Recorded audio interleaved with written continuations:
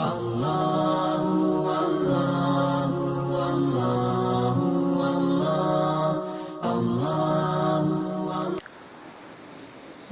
maghrib yang sama-sama dirahmati Allah Subhanahu wa taala.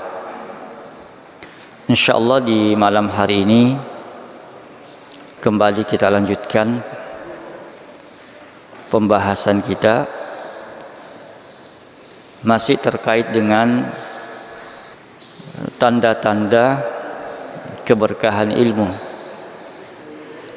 yang disebutkan oleh ulama kita, yaitu Syekh Al-Utsaimin rahimahullah. Pertama sudah kita sebutkan, yaitu adanya rasa khasyah, takut kepada Allah Subhanahu wa taala. Yang kedua, kita lanjutkan bahwa tanda keberkahan ilmu yaitu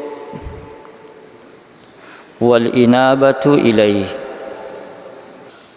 Inabah, dia berinabah kepada Allah Subhanahu wa taala. Yang kadang inabah ini juga dimaknai atau diterjemahkan yaitu bertobat kepada Allah Subhanahu wa taala. Allah Subhanahu wa taala mencintai hamba-hambanya yang munib, yaitu inabah kepada Allah Subhanahu wa taala. Sebagaimana firman Allah Subhanahu wa taala, wa anibu ila rabbikum, dan inabahlah ya kepada Rabb kalian, wa aslimu lahu, dan berserah dirilah kepadanya atau pasrahlah kepadanya. Ulama kita yang mengomentari tentang ayat ini, ya, Syekh As-Sa'di rahimahullah di dalam tafsirnya, bahwa wa anibu ila rabbikum, berinabahlah kepada Rabb kalian, maksudnya adalah biqulubikum, itu dengan hati, artinya dengan ketundukan hati. Adapun firman Allah Subhanahu wa taala yang menyebutkan wa aslimu lahu, kata beliau Syekh As-Sa'di rahimahullah taala mengatakan bijawarihikum, itu dengan jawarih, atau dengan anggota badan. Jadi bentuk ketundukan kita, berserah diri kita kepada Allah terkait dengan firman Allah Subhanahu wa taala tadi, wa aslimu lahu, itu dengan anggota badan. Tentunya di antara yang dijelaskan oleh ulama kita, ya, di dalam kitab syarah Salasatul Usul, wa aslimu lahu artinya berserah diri, yaitu ada dua hal, ya, berserah diri kepada hukum Allah, ya, syariat Allah, atau ini yang diistilahkan dengan al-istislam asy-syar'i. Kemudian ada bentuk yang sifatnya kauni, ketetapan Allah yang sifatnya kauni, dan ini yang diistilahkan dengan al-istislam al-kauni. Namun pembahasan kita adalah tentang makna anibu tadi, tentang orang-orang yang kembali kepada Allah, bertobat kepada Allah Subhanahu wa taala. Jamaah maghrib yang sama-sama dirahmati Allah Subhanahu wa taala, apa perbedaan antara inabah dan taubat? Inabah kadang diterjemahkan taubat.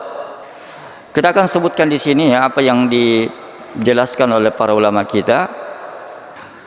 Kata Syekh Utsaimin, ya, rahimahullah taala, bahwa taubat itu, at-taubatu hiya ar-ruju' an ma'siyatillahi ta'ala ila ta'atihi. Bahwa taubat, kata beliau, adalah kembali dari bermaksiat kepada Allah. Artinya dia meninggalkan maksiat itu. Jadi makna taubat ar-rujuk, kembali dia. Jadi dia kembali dari bermaksiat kepada Allah menuju kepada ketaatan kepadanya. Itu makna taubat.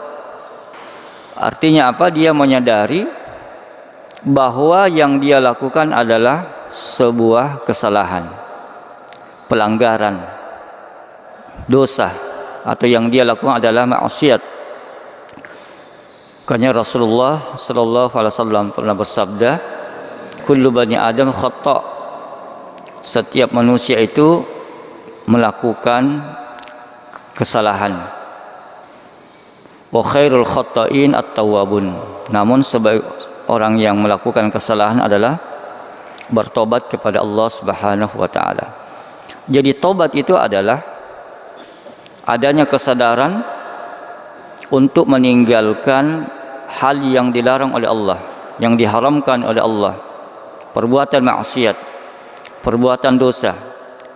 Kemana? Ketika kita meninggalkan maksiat, tentunya kita menuju kepada ketaatan kepada Allah Subhanahu wa taala. Makanya kalau kita lihat di dalam Al-Qur'an banyak sekali ayat yang memerintahkan kepada kita untuk bertaubat kepadanya. Di antaranya adalah firman Allah Subhanahu wa taala, ya ayyuhalladzina amanu tubu ilallah taubatan nasuha. Ini adalah seruan kepada orang-orang beriman untuk bertobat kepada Allah Subhanahu wa taala, bukan sekadar bertobat, tetapi taubatan nasuha. Ya, dan tentunya kita telah memahami bersama tentang syarat-syarat dari taubat yang sesungguhnya, taubat nasuha. Namun secara umum bahwa yang namanya taubat itu dia meninggalkan maksiat dan menuju kepada ketaatan kepada Allah Subhanahu wa taala. Makanya di antara syarat tobat itu ya pertama dia sesali kenapa dia lakukan. Terlebih kalau kita sebagai penuntut ilmu. Makanya orang yang penuntut ilmu itu yang diharapkan dari ilmunya adalah yaitu ketundukan atau pengamalan dari ilmu itu. Dan orang yang berilmu sebenarnya tahu mana yang diharamkan oleh Allah Subhanahu wa taala, mana yang dilarang oleh Allah Subhanahu wa taala, mana perbuatan-perbuatan yang dibenci oleh Allah Subhanahu wa taala, mana perbuatan-perbuatan maksiat, mana perbuatan-perbuatan yang mengandung dosa. Dia tahu karena dengan ilmunya dia pelajari. Jadi seruan kepada orang-orang beriman untuk taubat kepada Allah Subhanahu wa taala. Kemudian dia meninggalkan dia menyesali dan juga meninggalkan, dia segera tinggalkan perbuatan dosa tersebut. Kemudian dia berazam, dia bertekad atau dia berniat untuk apa? Untuk tidak lagi mengulangi perbuatan tersebut. Sehingga apa? Hidupnya, perjalanan hidupnya yang selama ini berlumuran dengan pelanggaran, berlumuran dengan dosa, itu selalu diisi dengan ketaatan kepada Allah Subhanahu wa taala. Makanya ada istilahnya fenomena atau mungkin diistilahkan sekarang ini orang yang berhijrah. Orang yang berhijrah artinya dia berubah, dia bertobat dan berubah menjadi yang lebih baik.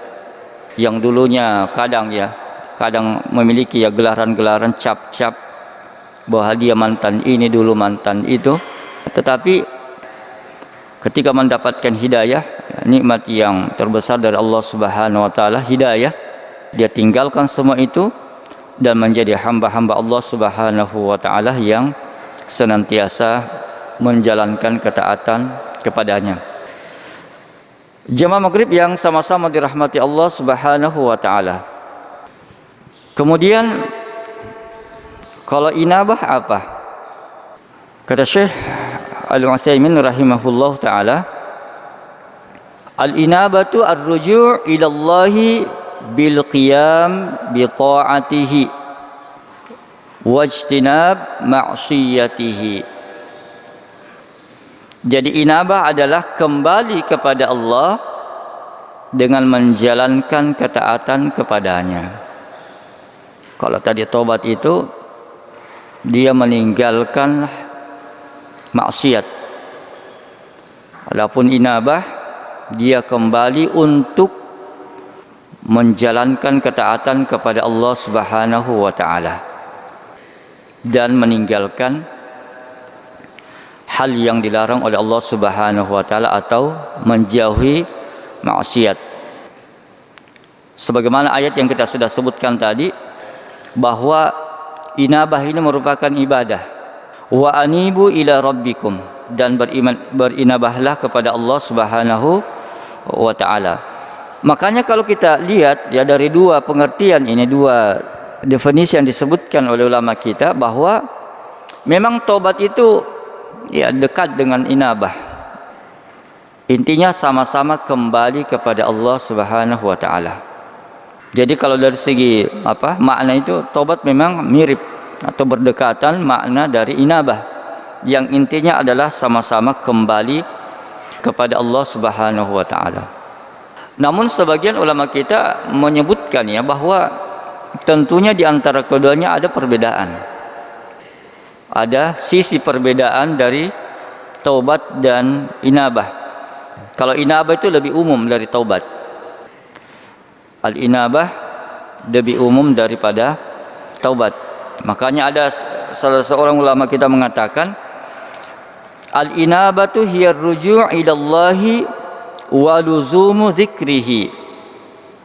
Bahwa inabah itu adalah kembali kepada Allah dengan melazimkan zikir kepada Allah, kembali merutinkan, kembali mengamalkan.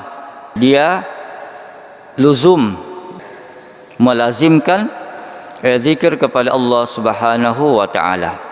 Fa kullu taubatin inabatun, maka setiap taubat itu merupakan inabah.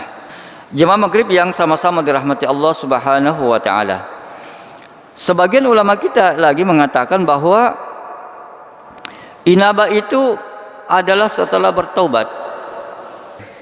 Jadi inabah kemudian inabah itu setelah dia bertaubat kepada Allah Subhanahu wa taala. Berarti taubat kemudian inabah. Atau dengan kata lain bahwa sebenarnya inabah itu adalah tindak lanjut dari pertobatan. Ketika ada seseorang ya, dia bertobat kepada Allah, meninggalkan maksiat menuju kepada ketaatan, maka berikutnya adalah al-inabah, bagaimana dia kembali kepada Allah dengan sungguh-sungguh untuk melakukan ketaatan kepadanya. Mungkin kita mengatakan kita sudah bertobat kepada Allah Subhanahu wa taala, ya meninggalkan, tidak berbuat lagi dosa, tidak berbuat lagi maksiat. Istilahnya kalau orang mengatakan ya, dunia kelam kita sudah tinggalkan. Namun apa setelah itu? Setelah kita menyatakan tobat kepada Allah Subhanahu wa taala, itu al-inabah, senantiasa melazimkan diri untuk melakukan ketaatan kepada Allah Subhanahu wa taala. Jemaah maghrib yang sama-sama dirahmati Allah Subhanahu wa taala. Kemudian sebagian lagi mengatakan ya, kalau ditinjau dari dari segi penggunaan kata-kata itu ya, perbedaan antara taubah dan al-inabah itu disebutkan dalam kitab yang Mu'jam al-Furuq ya, al-Lughawiyah. Di sini disebutkan bahwa at-taubatu hiyan nadam ala fi'li ma sabaq. Jadi taubat adalah menyesali atau menyesal ya, bentuk penyesalan terhadap perbuatan yang dia lakukan di masa lalu. Itu taubat. Jadi makanya kalau kita lihat tadi ya, syarat taubat itu kan harus ada penyesalan. Taubatnya benar, taubatnya diterima kalau ada bentuk penyesalan. Ya, ada orang mengatakan saya bertobat kepada Allah Subhanahu wa taala. tetapi tidak sedikit pun menunjukkan ya pada dirinya dia menyesal. Jadi tobat itu ada penyesalan. Makanya disebutkan di sini bahwa tobat itu adalah penyesalan dari apa yang dia lakukan dari masa lalunya atau perbuatan yang telah lalu. Harus ada penyesalan. Adapun kalau inabah, tarkul ma'asi fil mustaqbal. Tarkul ma'asi fil mustaqbal, yaitu meninggalkan maksiat di masa yang akan datang. Makanya kalau kita lihat ya, syarat-syarat tobat itu mencakup di situ sebenarnya. Mencakup di dua hal yang kita sebutkan tadi. Ya, kalau tobat tadi bentuk penyesalan dari apa yang dia lakukan dan itu memang syarat tobat. Dan kemudian ya syarat tobat yang lain yang kita ketahui bersama bahwa dia bertekad untuk tidak mengulangi lagi. Dia berjanji, dia berazam untuk tidak lagi melakukan perbuatan dosa tersebut.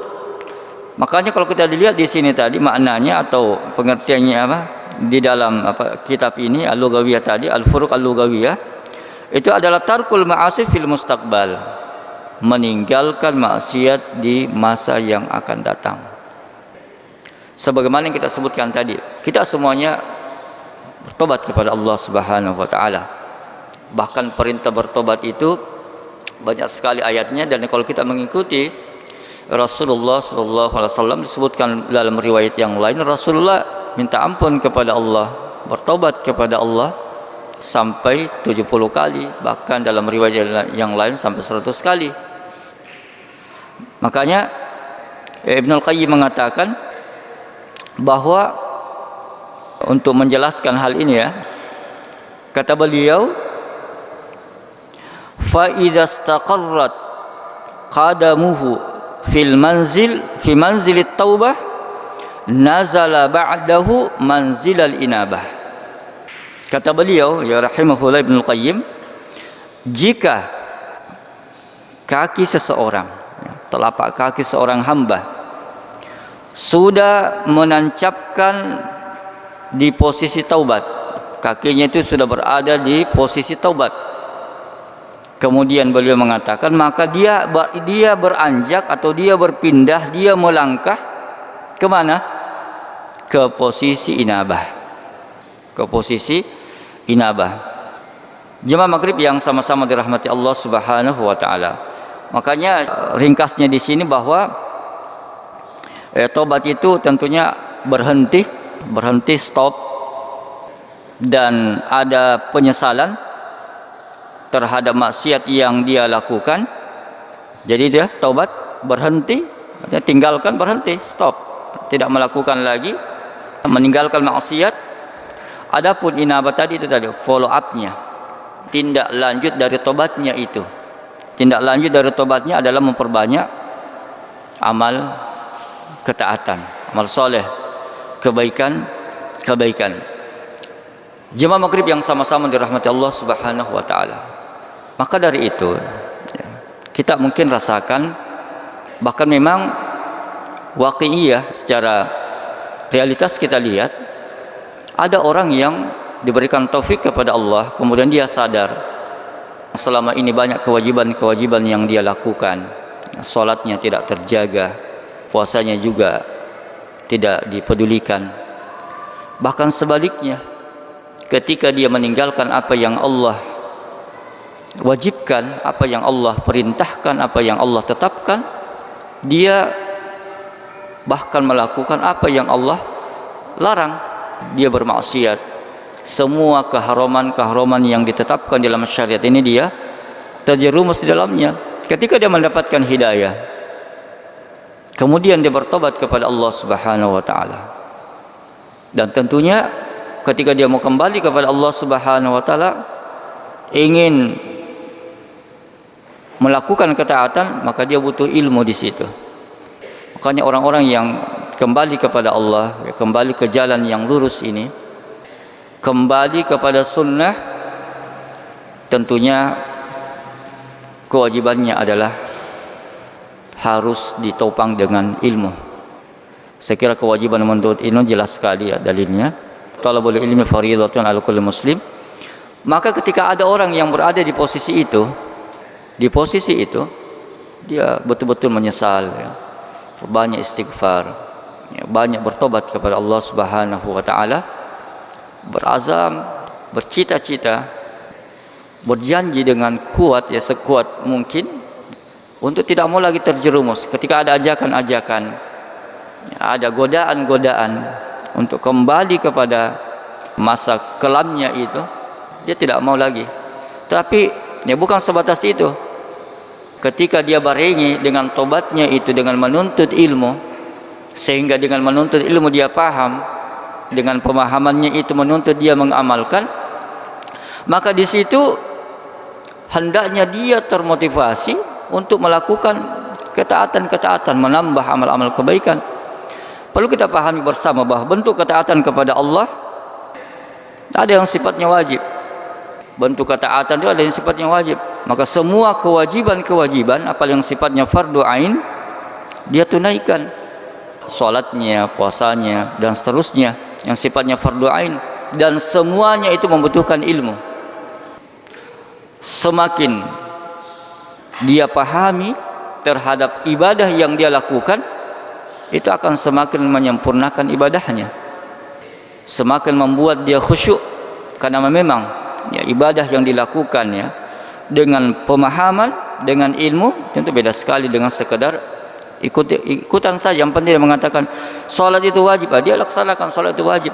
Tapi orang yang betul-betul mengilmui tentang salat itu tentunya ada perbedaan, kekhusyuannya, ketundukannya kepada Allah Subhanahu wa taala tentu beda dengan sekedar orang yang jauh dari ilmu, apalagi terkait dengan ibadah tersebut. Kemudian bentuk ketaatan yang kedua adalah hal-hal yang sifatnya amalan sunnah, nafilah, dan disinilah akan nampak itu, akan nampak penuntut ilmu di situ. Kalau misalnya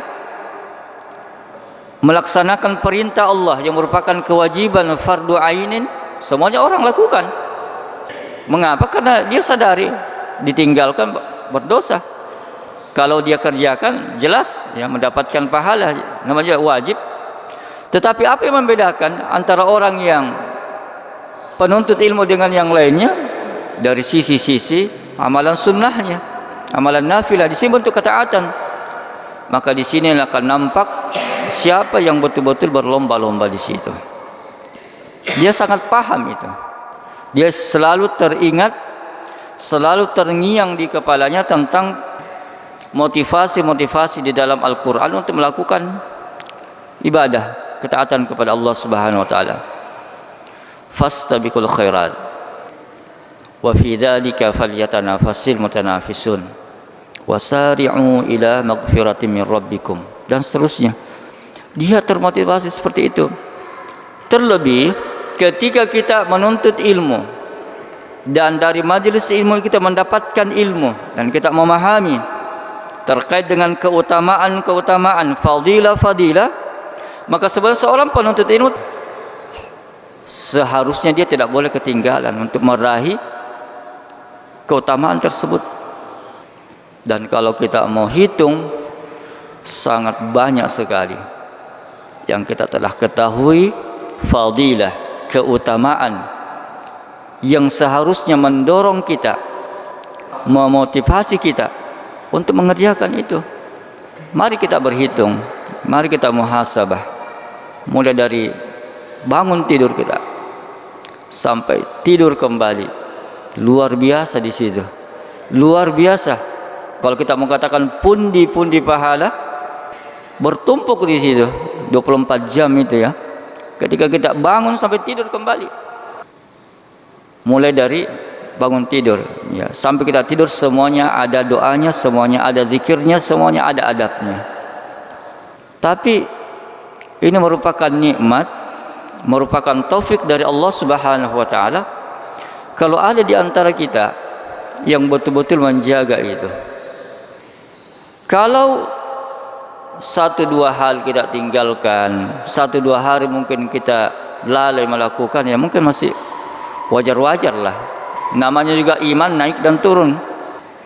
Namanya iman seperti itu, naik dan turun.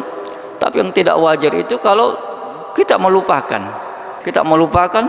seakan-akan kita ini tidak ada lagi bedanya antara orang awam dengan para penuntut ilmu.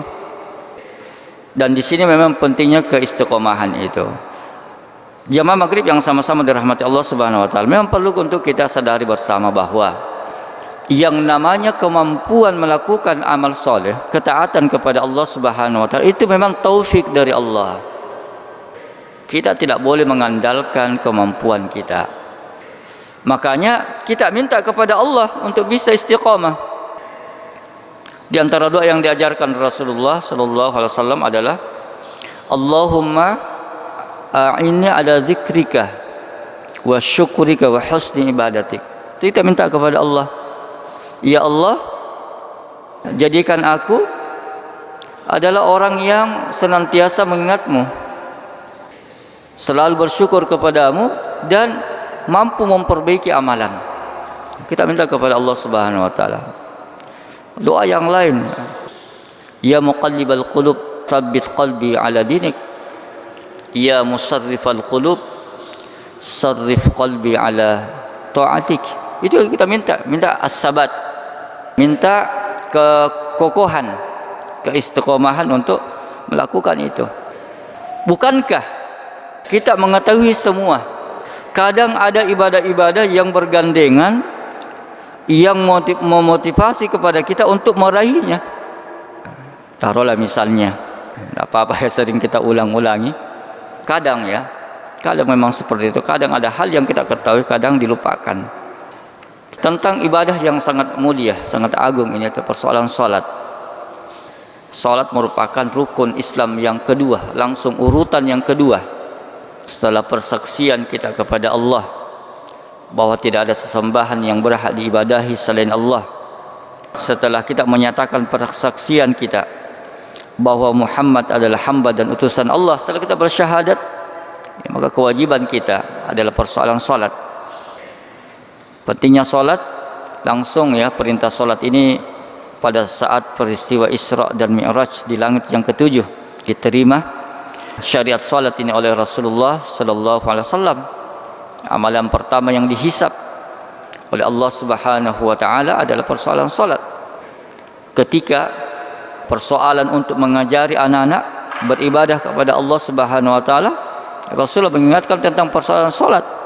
Bahkan waktu ya renggang ya antara perintah sampai pada tahap pemukulan itu diberikan sampai 3 tahun. Itu beberapa hal yang menunjukkan pentingnya salat ini. Sehingga jemaah sekalian sama-sama dirahmati Allah Subhanahu wa taala, ketika kita melaksanakan salat, maka tunaikanlah dengan sebaik-baiknya. Makanya penggunaan kata-kata di dalam Al-Qur'an itu adalah qiyam wa aqimus shalah. Bukan sekedar mengerjakan, ya betul-betul, tapi memang betul-betul ditegakkan itu salat. Bahkan ya Nabi Ibrahim alaihissalam kan meminta kepada Allah, ya untuk apa? Untuk dijadikan bahwa dia betul-betul menjadi orang-orang yang senantiasa menegakkan salat. Ya Rabbi ja'alni, ya Allah, jadikan aku orang yang menegakkan salat. Bahkan dia minta juga untuk keturunannya, ya wa min dzurriyyati. Sekarang ya marilah kita lihat salat-salat kita. Apakah sekedar salat saja? Salat istilahnya kalau bahasanya orang tok ya, salat tok itu saja ya, salat 5 waktu itu. Namun orang yang termotivasi tadi ya, orang yang termotivasi setelah pertobatannya dan dia betul-betul mau luzum ya, tadi mau dawamkan, mau luzum, mau menetap dalam amalan-amalan ketaatan kepada Allah, maka salat ini adalah sesuatu yang sangat dia agungkan. Salat ya, makanya ya pernah kita sampaikan juga di antara hal yang disebutkan ulama kita bahwa kadar keimanan seseorang itu dilihat dari salatnya. Kecintaan seseorang itu terhadap agamanya dilihat sejauh mana kecintaannya terhadap salat. Kadar keimanan diukur sejauh mana dia agungkan salatnya. Makanya Di antara hal yang disebutkan ya, ulama kita, orang-orang yang mengagungkan salat tentunya dia memperhatikan waktu salat. Orang-orang yang memperhatikan waktu salat berarti orang-orang yang memang akan memberikan dampak pada dirinya, memiliki persiapan yang baik. Memang orang yang memiliki persiapan yang baik dalam pelaksanaan salat ini menunjukkan memang dia memuliakan salat itu, dia mengagungkan salat. Tidak sekadar nanti qomat baru kita salat, qomat ni tahu ya, ayo. Tidak. Makanya di antara makna yang disebutkan ya tentang orang-orang yang mendapatkan naungan di hari kiamat kelak itu adalah warajulun qalbuhu mu'allaqun bil masajid.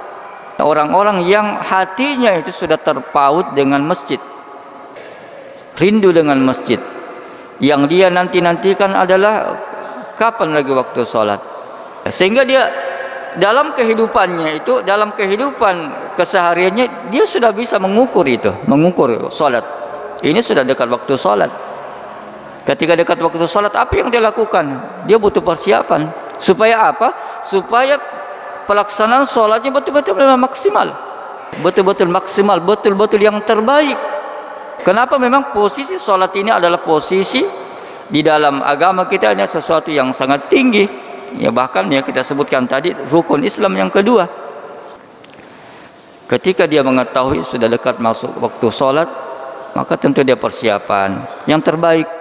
Maka di antara hal yang menunjukkan pengagungannya terhadap salat adalah apa yang dia pakai. Apa yang dia pakai salat. Bukan sekadar apa yang dia dapat itu yang dia pakai.